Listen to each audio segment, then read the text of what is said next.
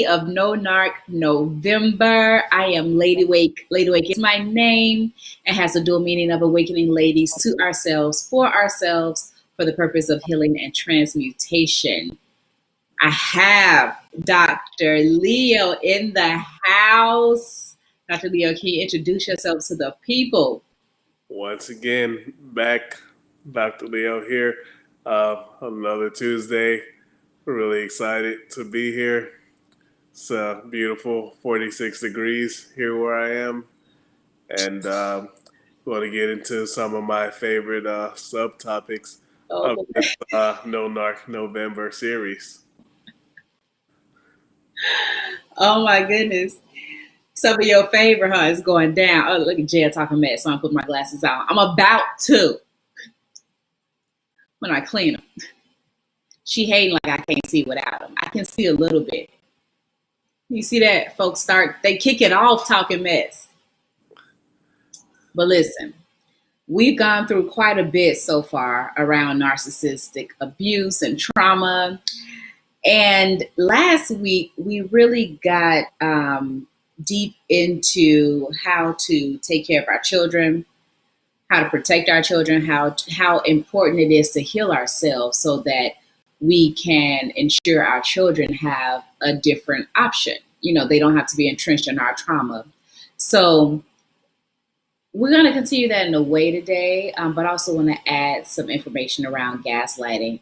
And we talked about the gray rock method, I think, in episode 1. And apparently we didn't talk about it enough because we got some questions around that. So we'll talk about going no contact too today, which I think is one of Dr. Leo's favorite topics and something he's very good at. I've taken notes myself.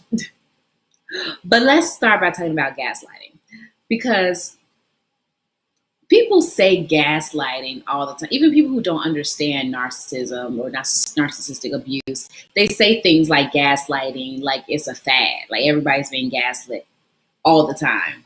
And an easy example of gaslighting is when somebody says, relax. And women really hate that. Like if they're dating a guy and you know how men always say like women are being extra emotional, whatever, and she's trying to explain herself and the guy's like, relax, like, calm down.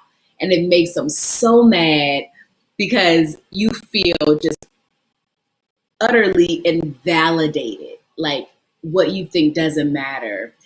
And so this is not a relationship series. We might get there one day again, but it's the same idea when you're dealing with a narcissist in that they will invalidate everything you think or say and try to make you feel like you're going crazy or you're wrong or you don't really know what's happening. You don't know what you heard. You don't know what you saw. It's like, what's that song? Oh, who sings this song? Jared probably knows it. She caught me on the counter. It wasn't me. Something banging on the sofa. It wasn't me. It's like, I see you, bro. I'm looking at you. And they still be like, it wasn't me though. What are you talking about? R. Kelly syndrome. You know what I mean? That wasn't me. That was not me on that tape. But this is the essence of gaslighting. And it is one of the things that drives people crazy. Because after a while, if you don't have anybody to cooperate with you, then the gaslighting works and you think you're going crazy. What do you think about that, Dr. Leo? Well, I think that's absolutely correct.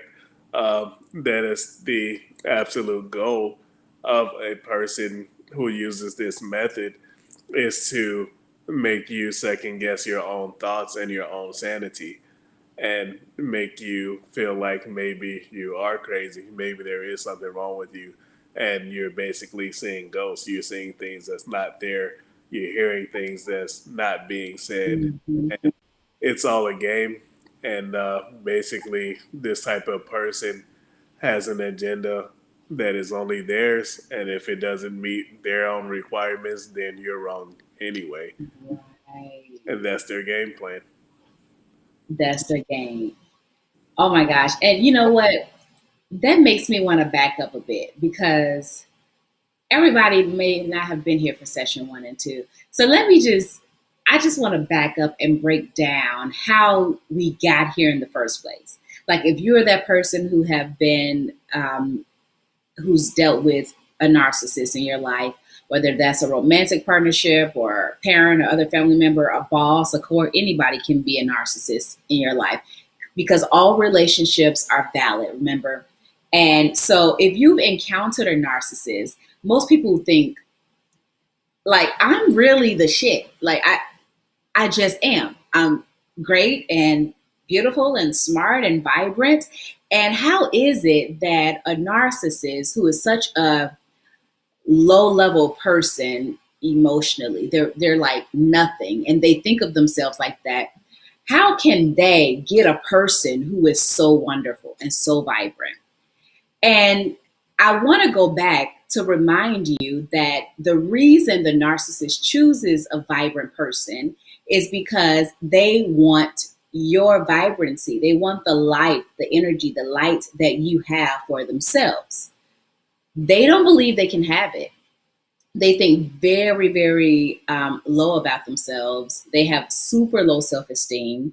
And so they don't believe that they have what it takes, but they know that you have what they want. So they choose that person who is super vibrant, who has good self worth, and they want to receive all of that. So to do that, though, they have to break you down.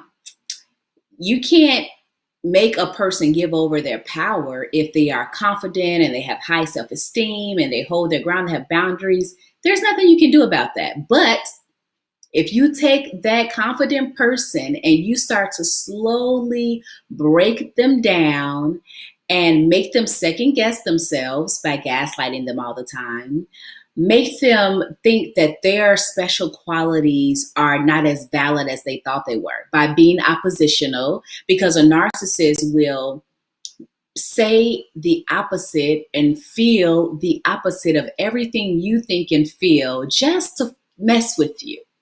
They'll say, oh, you like popcorn. They don't like popcorn. Popcorn isn't that good for you anyway. It gets stuck in your teeth, whatever the thing is, right? Maybe you're a good musician. And they'll dismiss it like, whatever. I know better musicians, or something that you don't think is very important at all, but they'll make it a bigger thing. You're really great at washing dishes. And you're like, what does that have to do with anything? But they create this doubt by making you feel like what's important is really not that important. So as they create this doubt, it slowly but surely makes you question yourself, because there is some self-esteem deficit or love deficit in you now, or maybe there was in the past. And people think a healing process is this one thing, right? You take this circle of a journey and you're there and you're healed. And that's just not reality. It's not like a college degree. It's something that you have to continue to work at. And there are levels to it that you unlock as you move around. But since there's something there, is either present currently or is lurking from the past, that they can pull it out, they eventually bother you enough, gaslight you enough, be oppositional enough, push and pull. We talked about the intermittent reinforcement last week. They use intermittent reinforcement to give you love and take it away, give it to you, take it away, make you work for it. And you develop real feelings because you're a normal person. But this narcissist does not have feelings, and I don't care what people say. They cannot empathize because they are not in connection with their actual emotions. And so now you're in this whole abusive relationship, and the vibrancy you once had is drained away, because I don't care how strong you are, eventually you will be drained by a narcissistic person. You're doing the most to try to please them. And if you're not, you're arguing about it, because like Jay said, they love to argue. They do. It's fun for them. It is fun. And if you're arguing with them, you're just giving them what they want and they're draining you. And so that's how we get here to the point where we have to say, it's time to do something different, not just for you, but for all the people, all the other people in your life.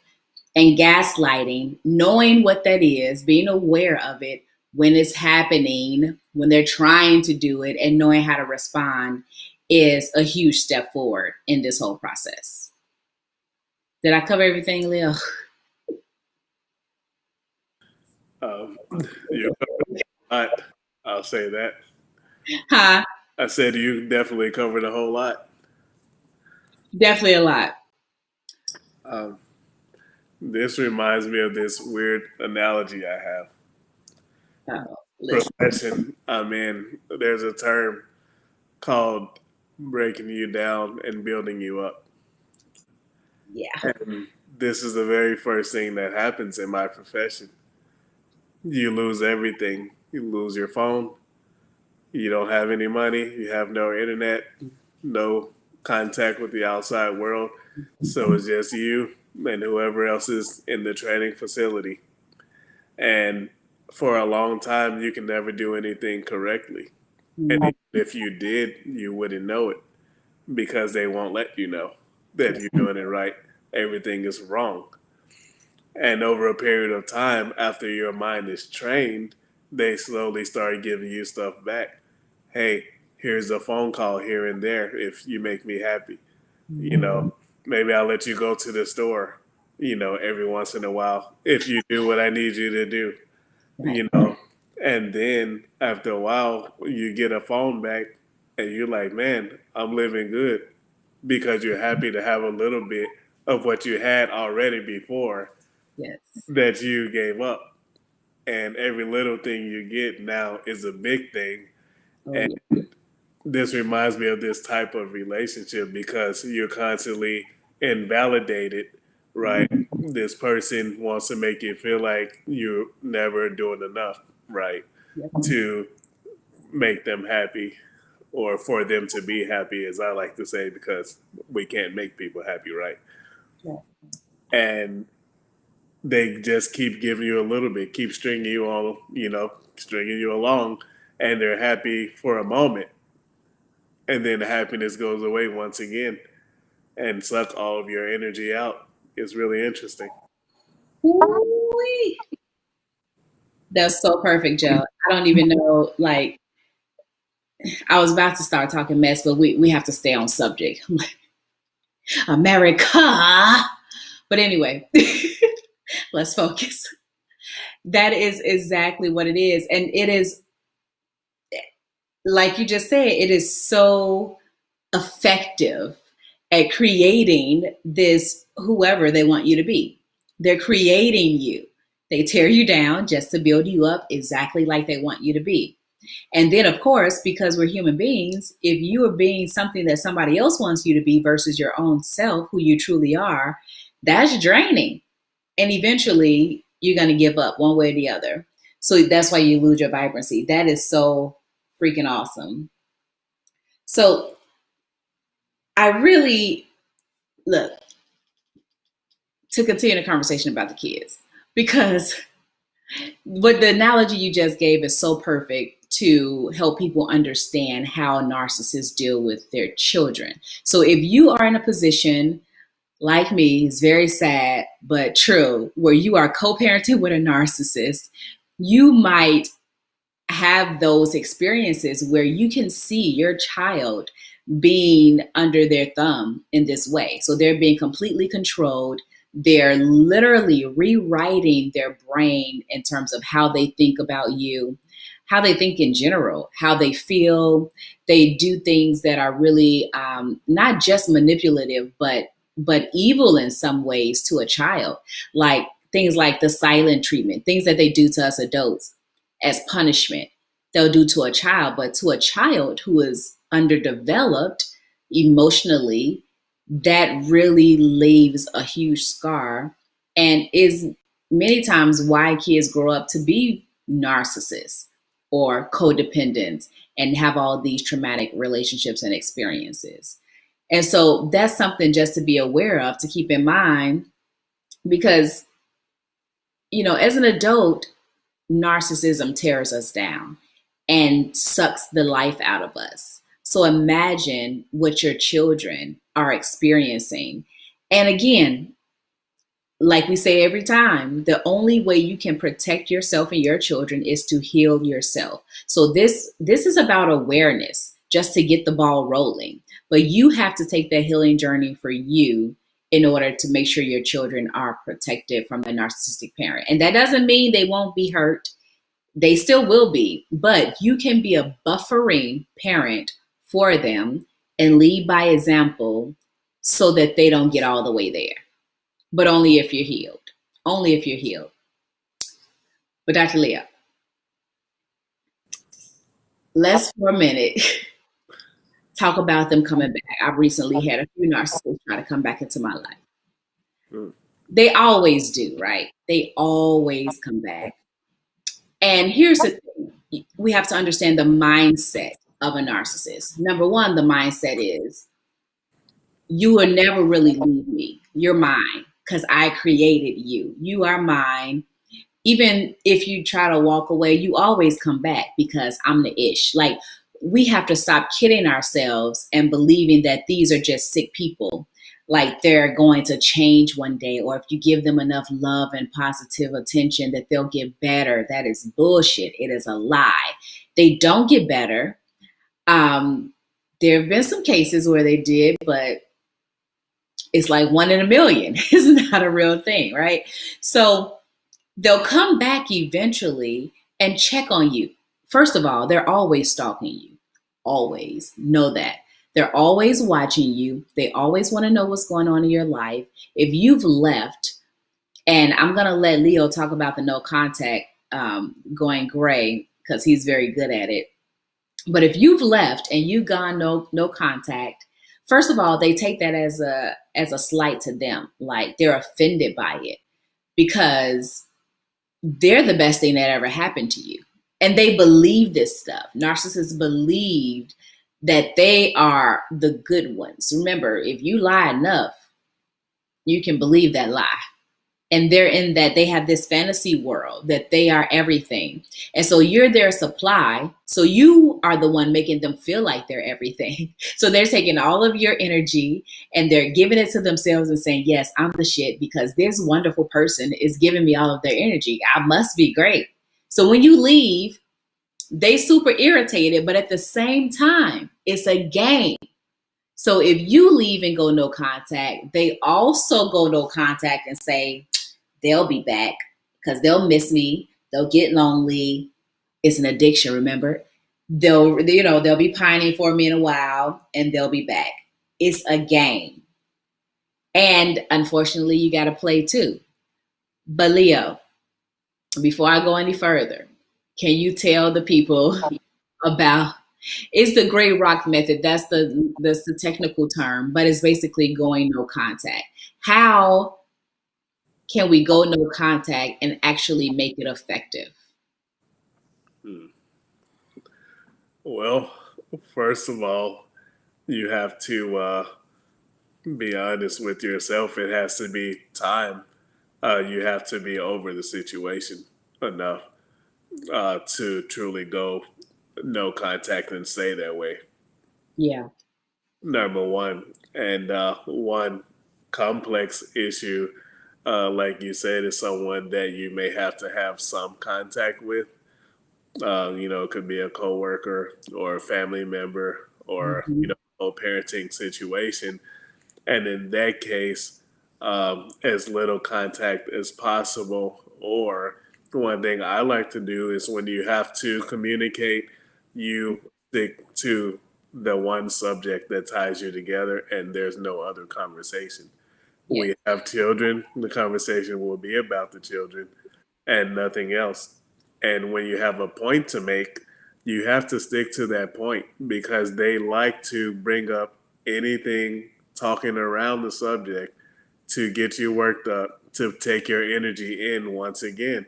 And once you start with them, you're giving them your energy. All right. And you're right where they want you. So what I like to do, I will stick to that subject like super glue. No other conversation. If you can't stick to this point, we're off the phone. We're out of each other's presence. You know what I mean? And that's that. And I love using a block feature on my cell phone. Well, I put people in timeout when necessary for a few days or a week because you have those serial texters who will text you back to back to back, you Mhm. know, to get some useless point out. And I say I recommend the block feature. Oh yeah, block feature is everything, Joe. And I really love the fact that you know how to regulate your emotions. And I think that's most people's problem. They don't know how to regulate their emotions. And so people will have you thinking um, that the only thing that's important is that you change your mindset. So when people teach about narcissism, I find that they often say, well, you have to, change how you think about it, or don't think about this person because it is an addiction. So a lot of people end up, just overly fantasizing about that person and thinking about them way too much. But changing your thoughts or how you think is a good thing in general, but it's not very effective when it comes to a narcissist because they don't care what you think. They know what they think, and that is all that matters. That's all that ever mattered, and that's all that will ever matter. That's just who they are. They live in their own world. It's like the fun house. Have you ever been to a fun house at a carnival? It's crazy. You go in there, it's called the fun house, but it should be the crazy house. Like, it would drive you crazy. You got the mirrors everywhere. You don't know which room you're in. You got to navigate through stuff. Things are moving or they look like they're moving, but they're not really moving. You can get lost easily. That's how it is dealing with a narcissist. It's like you're in one of these crazy fun houses. They know every inch of this crazy fun house. They know where everything is. They know how to navigate it. They know how to get through, get out. They probably don't know how to get out. They're kind of stuck. But you, as the victim, you are stuck in that fun house and you have to figure it out. But if you are stuck in there and your emotions are all over the place and you're panicking and you're upset all the time and they irritate you easily, they're making noise back there, getting on your nerves, you don't know what to do, that makes it worse. That's how they know they've got you. But if you are stone cold gray, like Leo here, and you give them monotone, emotionless response, they don't have control. They can't do anything with that. They don't know how to do anything with that because they don't have real emotions. So they play on your emotions. That's how they get control. That's how they manipulate people. They choose people who are really empathetic and they go in. But if you're not being empathetic, in fact, you're not having any conversation outside of what's absolutely necessary. And it's only necessary if you have to be around them, like you have children together, or maybe you work with them. Because I would argue that other family members, you ain't got to be around them. Just don't go. Just don't. You can stay away from them. But if you have to be around them, then you have to have the most minimal contact. But the important thing is to not have emotional response when they're gaslighting you, because what one of my narcissists, and I say they mad too, that's really irritating to them too, because they think you're theirs. Like once they've got you, they think you'll be mine forever, like an evil scientist.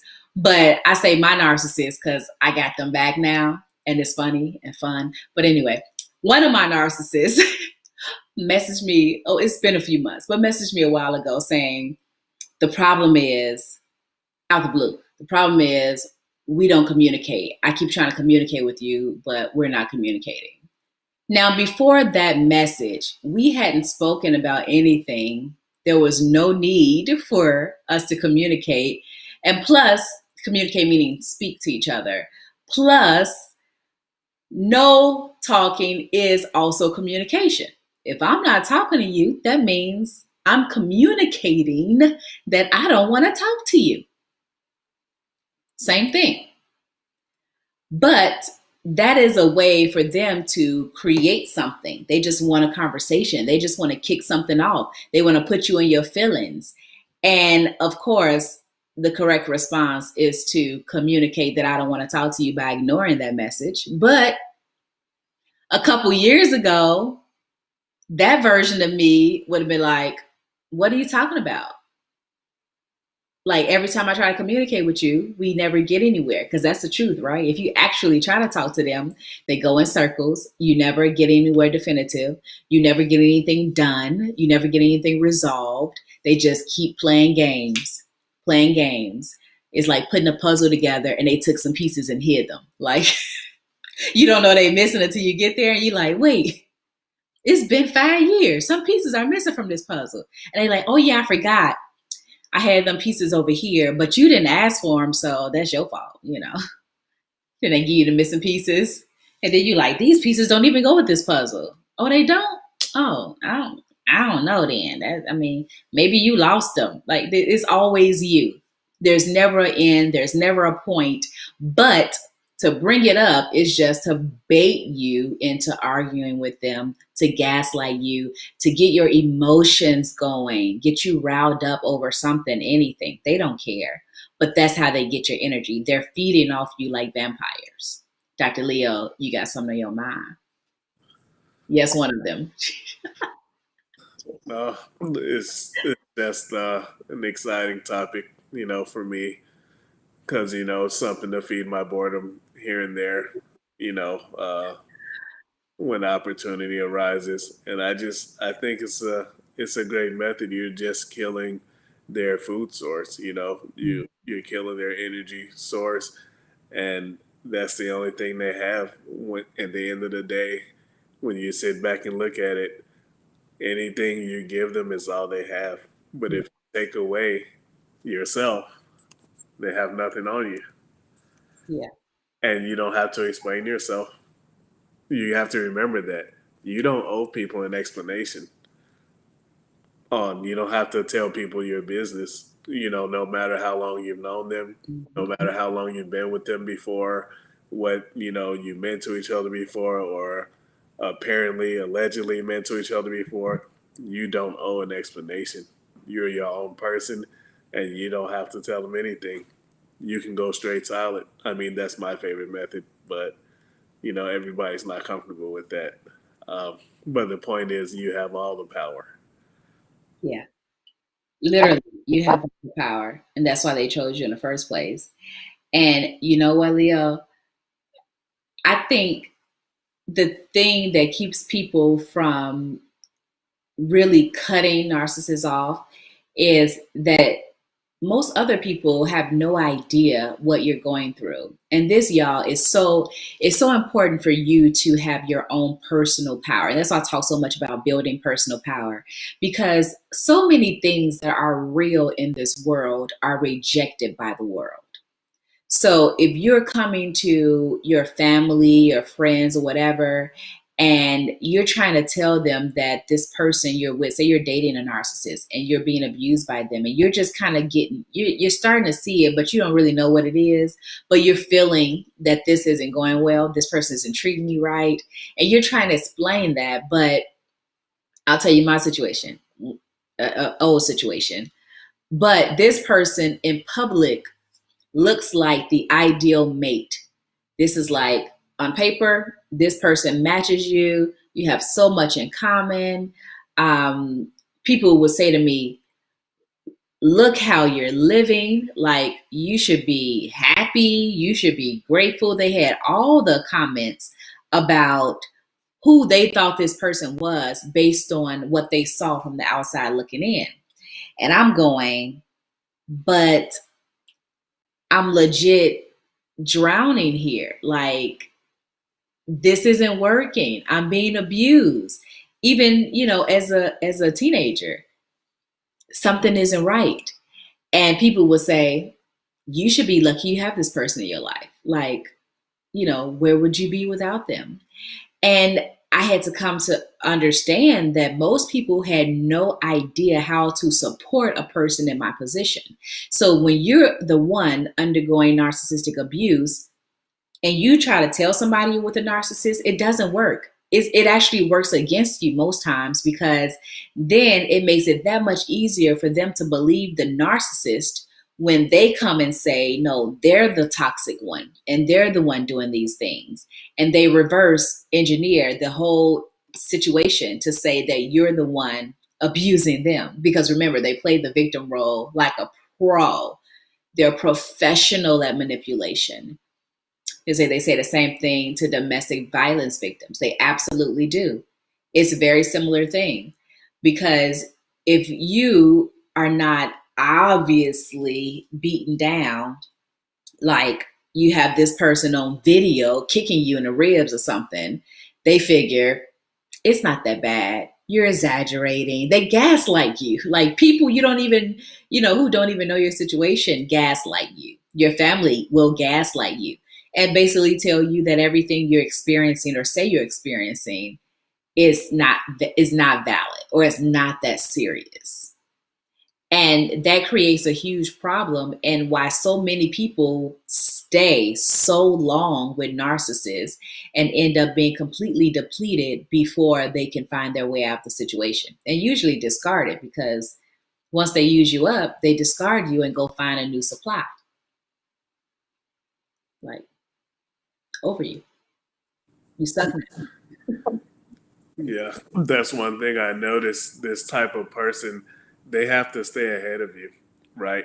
Oh yeah. They have to get out the story first. They have to paint the picture Oh, first, yes.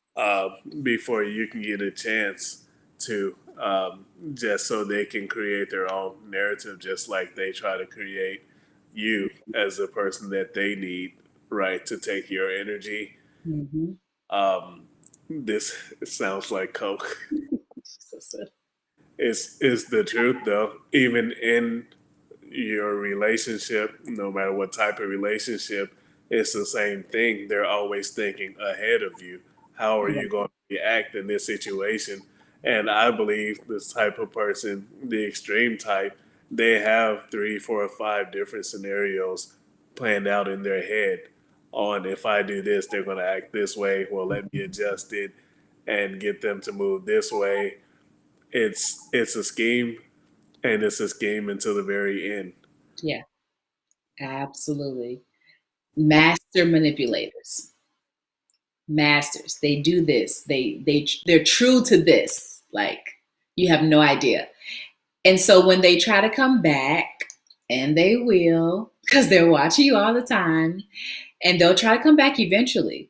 And depending on what kind of narcissist they are and what's going on in your life, because usually they're watching you to see if you're doing well or not. If you are, they have to have a different approach, right? They can't come and, love bomb you like they did before, because the same thing won't work twice, right? But if you're not doing well, because a lot of people, guys, a lot of people don't survive narcissistic abuse, meaning they never fully come back to their old vibrant selves. They are stuck in a victim mindset. They get damaged in terms of being super bitter and jaded. These people are not trusting. They have PTSD. And when I say PTSD, I mean real PTSD, and what some doctors call complex PTSD, because they don't know where it came from. They're like, you have PTSD, like you've been a soldier at war or something, but you haven't. So how do you have PTSD? But people who experience narcissistic abuse often have PTSD. And so to live like that is really burdensome and keeps you down, basically. So if they're watching you and they see that you're down, then that justifies them discarding you. But they also know that they can always come back, because they'll come back and they'll say right to your face, you going through all this, and, I know people don't want you, but I'll take you back. We had some good times. Make this work. But if you're doing better, they have to change their narrative. So they'll come back with a story about how they're getting better. They're doing things for themselves. Maybe they're in counseling. Maybe they're trying something new. They're working on their anger issues, whatever the case was. But the thing with narcissists is that you never get closure. So when they come back, they don't really have to have an explanation, because they know that most regular people are looking for closure. Most people look for closure. And so they're waiting on the narcissist to come back and give them some kind of closure. So that is always an end. That's an entrance for the narcissist to come back and say, carrot dangling, I know you want this closure. So talk to me, give me some attention, give me a piece of that old thing, and maybe I'll give you some closure. Maybe. Because they won't. They don't have closure to give. So it's important for us to know when they come back, first of all, you're not getting any closure. Cut it out. You don't need it. You can't expect closure from a narcissist. And the only reason they ever come back is about them, is not about you. So it doesn't matter what they say. It doesn't matter how much they think they've changed. They say they've changed. You have to know that the narcissist in their mind fully believes they have never done anything wrong. They believe that you deserve everything you've gotten from them and others in some cases. They believe that you are not a person of worth. And if you are, then it's only to supply them what they need or what they want. And they fully believe that you belong to them and they can get you back at any time they can, anytime they want to. So you saying, no, I'm not interested or whatever, or ignoring them for a while is really just a challenge, and it excites them because it's a game.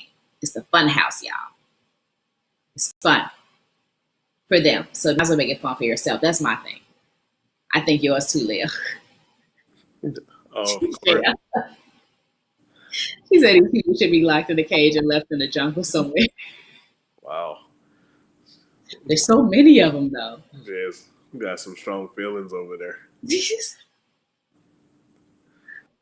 But yeah, of course, this is something that I love, but I'm a unique type of person. Well, yeah, but I think the kind of person that all of us have inside of us, when we are being threatened in this way, I think we can reach and pull out that part of ourselves that can be removed and shut down emotionally to threats like that. I've been taking notes for years. Well, I think it just takes self-realization. Once you realize that you're wasting time, then you will naturally have better things to do. And it will eventually show in your behavior that, hey, I have more important things Yeah, than to entertain you. So go away. Joe, that's the absolute truth. Luke said, son of Lucifer. They going hard. That's the absolute truth. That's the thing. When you finally fully show them, because they're going to try for a long time. They're going to do this back and forth thing for a long time. They're going to try. But when you finally have shown them, and that's up to them when they get it, when it clicks, that you're not dealing with them, you have better things to do, then they finally have a chance to see, like, did this man really leave me? Are they really choosing to do other things? Are you serious? Like, and it takes a while. And it takes them going from supply to supply and losing people because it never lasts. It's never healthy. So eventually they go to a new supply that goes bad after a while, then another one, then back to the other one, then another one. But if you let them back again a second time, you might never recover. And I say that with no humor at all. You might never recover because the psychological and emotional toll that it takes on a person who is abused by a narcissist is great. It is huge. And complex PTSD is a huge deal. And a lot of people never recover. So don't let them back in the first place. And for those of you who have not been impacted by a narcissist, this is your, what's the word? This is your PSA. That's what I'm trying to say. This is your public service announcement. Be aware know what it is, know the patterns, know the reasons, know the red flags, and be aware so that you don't fall into this trap. And so now you know what gray rock method is and how to be attached. And the most important thing is to not be emotionally attached. Don't offer anything. You know, like Leo said, you don't need to explain yourself to anybody, and that's anybody, nobody, because people will ask you what's going on with you in your relationship, why you're not speaking to your sister or your mom or whatever. It doesn't matter the relationship. You don't owe anybody an explanation. And thinking that the narcissist is a regular human will make you want to explain because you think they'll understand. This is reasonable. It never is. It will never be reasonable to them. And so you have to live in reality.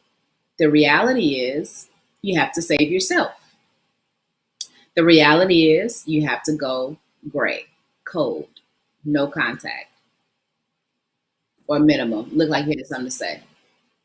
Yeah, the way I look at it is like you have to play a game of which would you rather with yourself. And sometimes you just have to ask yourself, hey, would I rather be associated with this loser? And by proxy, I'm a bit of a loser myself. Or would I rather, risk the chance of being alone for a minute until I find the person, who's better for me? Because I know a lot of people are afraid of being alone, Yes, um, or, they feel like they need to be with someone, but sometimes you have to figure out for yourself which is better, which is worse. And this type of person is always going to be your worst option, in my opinion, and you're better off enduring whatever you're going to have to endure to get to a better place, because none of us can ever get to a better place until we leave where we are. absolutely. That's so real. That's so absolute. And isn't that life? A game of would you rather? It's like there are always difficult decisions to make, and you just have to know, you have to be aware of what each decision entails. And so this is a part of your education. Let's take it that way, right? Be aware. And I love that. I love that, Doctor. This is why Dr. Leo is here. See, I can't do this on my own. This is wonderful. A game of would you rather. Always choose yourself. Always. The narcissist will disappoint you every time. OMG. So we'd be running our mouth. Look, we have what I feel like there's not enough time for all the information around narcissism. There probably is never enough time. There are whole channels and books and trainings and everything dedicated to this. But the important thing is we want you to have a basic sense of awareness so that you can either start healing or protect yourself or be that person that stands in the gap for a loved one. You can be that buffer effect for somebody somebody you love, your family member, your child, your friend, whatever, whoever. You can be that person because you have a basic sense of understanding when they need to look to someone to say, hey, I'm going through something, and everybody is gaslighting them. Everybody's telling them they're being extra and they're overreacting and they don't know what they're talking about, or they should be grateful, or whatever the case. When everybody else around them is being that person that they can't rely on, you, with your foundational information, awareness of narcissism, can step in and go, hey, sis, bro, I understand what you're going through. You can talk to me about it. I can get you on the right path to get help, to start healing, to get out of this abusive relationship. Because you have to plan to get out of a narcissistic abusive relationship, just like you would plan to get out of a domestic abusive relationship. Like if somebody is beating you down and you scared for your life, you have to plan how to run away, get away, and find shelter and safety and start over. You have to plan this for yourself, okay? It's not an overnight thing, but with a foundation, you can at least start the process. But next week, next Tuesday, y'all, it's going to be our last show. I think we might get to do a bonus. I don't know. Thinking about it, Dr. Leo. But we can at least next week plan on wrapping up and touching on some of the last topics around narcissistic abuse and really how to begin your healing process. All right. So come back next week. You know, you guys can send me questions in the meantime in my DM. Just DM me any questions on Facebook.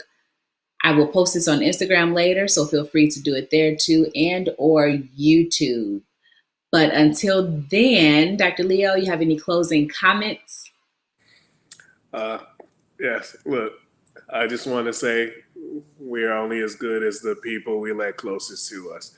Just like the saying goes, tell me who your 5 closest friends are, I'll tell you who you are. Okay, it's the same thing. We keep giving our energy away to the wrong people, to the wrong entities, then we become a part of our own downfall. Uh, Therefore, we have to take personal power, and eventually, you know what, the responsibility is going to fall on us and the decisions we make. So, as Lady Wake said, always choose yourself. Absolutely. Absolutely. I love that. Well put. Well put. Now I have to find this post again that says, you know, experiencing trauma, being traumatized is not your fault, but healing is your responsibility. So if you're there, that's cool. It's not your fault that you're there. You know, different things happen to land you in that position. But now that you know, you can do something about it. And it's your responsibility to do so. All right. Until next time, y'all, much love. Peace. Peace.